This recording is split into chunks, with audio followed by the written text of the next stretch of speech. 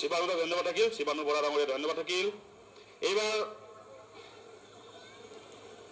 প্ৰথমখন মহান কথাছবি হাণ্ডুকৰ বাবে ৰজত কমল বঁটাৰ সন্মান কঢ়িয়াই অনা জয় চেং জয় দহোটীয়া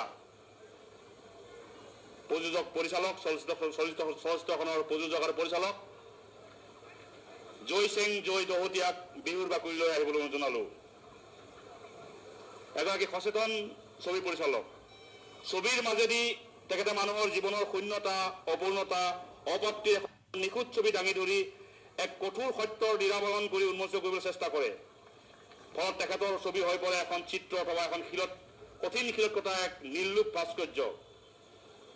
ইতিমধ্যে তেখেতে চলচ্চিত্ৰৰ বিশেষ পাঠ্যক্ৰম গ্ৰহণ কৰি এগৰাকী উদীয়মান প্ৰতিষ্ঠিত চলচ্চিত্ৰ নিৰ্মাতা হিচাপে নিজকে প্ৰতিষ্ঠা কৰিছে।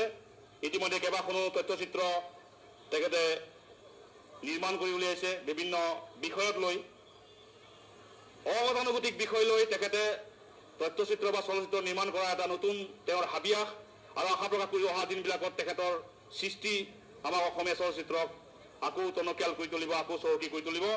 আৰু মহান ভাষাৰ প্ৰথম কথাছবি হিচাপে হাণ্ডুকৰ বাবে তেখেতে ৰজত কমল বঁটা সন্মানেৰে 2016 চনৰ ৰজত কমল বঁটাৰে সন্মানিত হোৱাৰ বাবে তেখেতক আমি আজি সন্মান জনাব বিচাৰিছোঁ। মই চমজুল্লাহক সন্মান জনাবলৈ অনুৰোধ জনালোঁ।